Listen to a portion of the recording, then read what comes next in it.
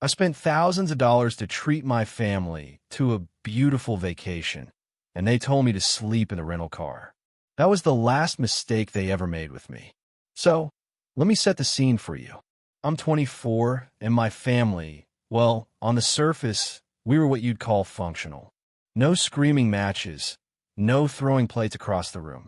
The dysfunction was quieter, more subtle, like a poison that seeped into everything, making it clear exactly where I stood. And I stood far behind my older brother, Jason. To my parents, Jason, who's 27, basically walks on water. Growing up, he could do no wrong. He slacked off in school. Oh, he's just a free spirit. He broke something expensive? It was an accident. He failed to get a job after college and just mooched off them for years. He's just taking time to find himself. Meanwhile, I was the responsible one. Good grades weren't celebrated. They were just expected. When I got my first job at 16, my parents actually encouraged me to give Jason money whenever he needed it. I got into a good college, and they barely blinked. But when Jason took a single online course and dropped out halfway through, they threw him a celebratory dinner. For years, I thought maybe I was just bitter, maybe I was imagining it. But it was real. The golden child treatment was real, and I was just the other one. I tried to be a good son. I worked hard, got my degree, and saved up until I could finally get my own apartment and have some breathing room. But even then, it never stopped. Every time I'd visit, my mom would hit me with the guilt trips. Why don't you call more? Why don't you spend more time with your family? But every visit was the same. I was an extra in the Jason show, a guest in my own family. So why in the world did I decide to take them all on a vacation? Honestly, that's a good question. I guess a part of me, this stupid, hopeful part, thought maybe if I did this one big, generous thing, they'd finally see me. I'd been saving up, so I found this beautiful, all-inclusive beachfront resort. I paid for everything, the flights, the hotel, the meals. My treat. And you know what my mom said when I told them? Not, "Wow, that's so nice of you," or "We're so excited." No, she said, "Oh, that's wonderful. Jason really deserves a break." Jason, not us. Jason. I should have seen it right there. That was the warning sign, but I just swallowed it. I told myself it was a slip of the tongue. This trip will be different. Spoiler alert, it wasn't. The second we get to the resort, it starts. We check in, and my parents are immediately fussing over Jason.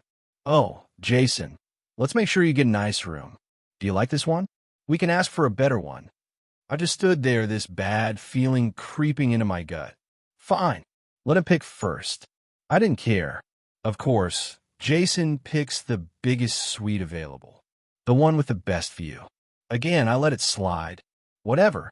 Then my mom turns to me with that overly sweet voice she uses when she's about to ask for something completely insane. "So, honey, we were thinking, since Jason needs more space to relax, maybe you could just take the couch in the living area?" I just blinked at her. "What?" "Well," she said, "his room is connected to ours, and we don't want to bother him. And, he's been so stressed." I stared at her, waiting for the punchline. She was dead serious. "No," I said, "just a flat no. I'm not sleeping on the couch." My dad sighed, already acting like I was the one being difficult. "Come on, don't be selfish. There are other rooms available, right?" I pointed out. "We could just get another one." "Oh, don't be ridiculous," my mom scoffed. "There's no need to waste money like that." "Waste money? I paid for this whole trip." That's when Jason, lounging back like a king, finally spoke up. "Dude, stop making a big deal out of it. It's just a couple of nights." I took a deep breath. I paid for a room. I'm not sleeping on a couch. And that's when my mom dropped the bomb that changed everything. "Well, there's always the car." I actually laughed. I thought she was joking, but she just looked at me with this expectant expression, like it was a perfectly reasonable suggestion. "The car." I repeated. "You want me to sleep in the car?" "Well, it's a rental. It's comfortable," she said, as if I were the one being unreasonable. "We just don't want to make Jason uncomfortable." I couldn't believe it. I looked at my dad, hoping he'd step in. He just nodded. It's not the end of the world, son. And Jason? He just smirked. Yeah, bro, don't be so dramatic. Dramatic.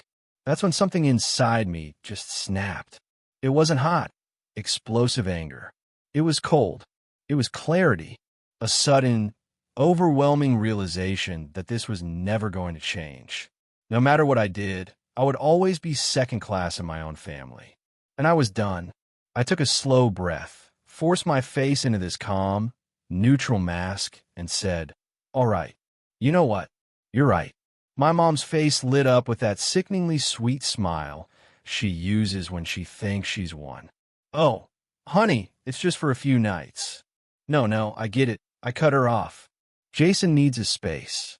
Don't want to waste money. Makes total sense. Jason just smirked. "Glad you see it our way, bro."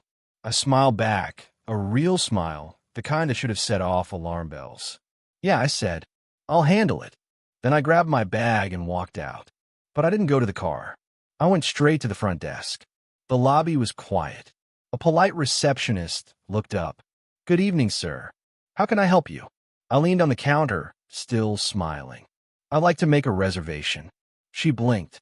"For another room, sir?" "No," I said. "For the entire floor." Her eyes went wide. The entire floor? All of it, I confirmed, pulling out my credit card. "I'll pay whatever it costs." "That won't be a problem." I saw the moment she decided, what the hell if some rich guy wants to burn money? Who was she to argue? A few clicks later, she nodded. "We do have availability." "Are you sure, sir?" "Every last one." Just like that, the floor was mine. I walked back into the suite. The scene was just perfect.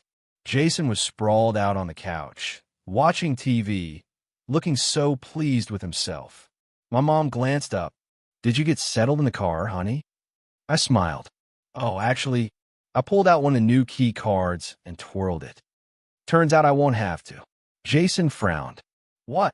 I tossed the key card onto the table. "Because I just booked the entire floor." Silence. Then my mom let out this nervous little laugh. "Oh, sweetie, don't be silly." I pulled out the receipt and laid it down in front of them. They stared at it. My dad's jaw literally dropped. Jason snatched it, his face going pale as he saw the number. But why would you do that?" my mom stammered. "Well," I said, "since you guys wanted me to sleep somewhere else, I figured, why not?" I gestured vaguely. "I've got plenty of rooms now." Jason shot up. "Dude, you wasted all that money just to prove a point?" "Wasted?" I echoed. "That's funny. I thought you didn't want to waste money. But don't worry. This isn't a waste at all." I grinned. "Because now you don't have a room." His face twisted in confusion. "What are you talking about?"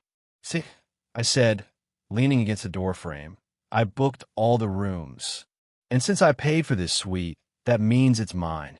You could see the gears turning in Jason's head, then his eyes widened. My dad's head snapped up. "Wait.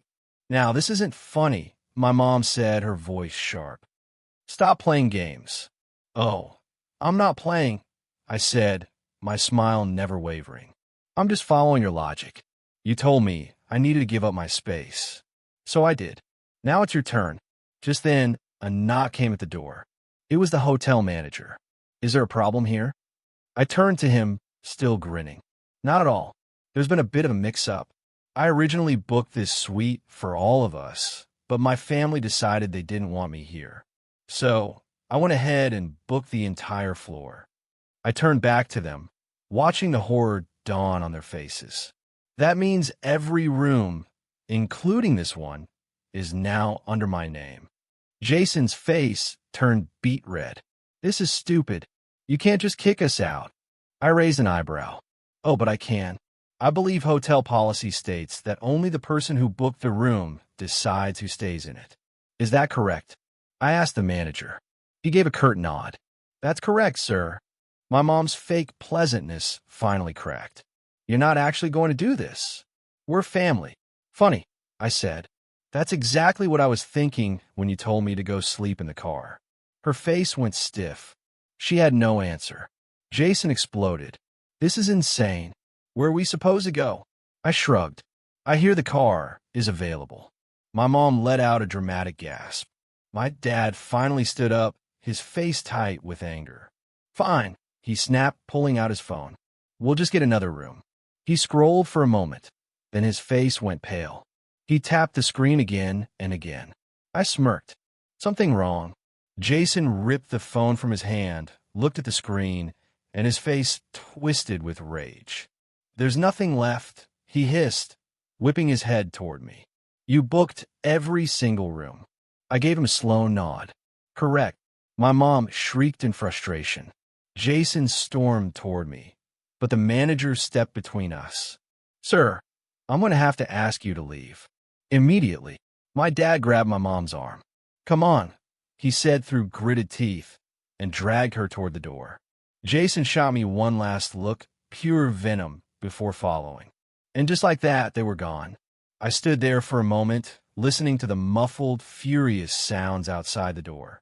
Then, I turned back toward the massive suite.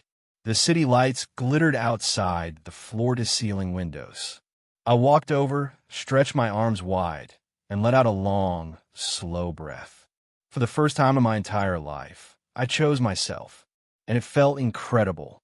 I ordered the most extravagant meal on the room service menu, sank into the plush sofa, and just let the silence settle around me. It was quiet. It was peaceful. I raised a glass, looking out at the city lights, and just smiled. Best vacation ever.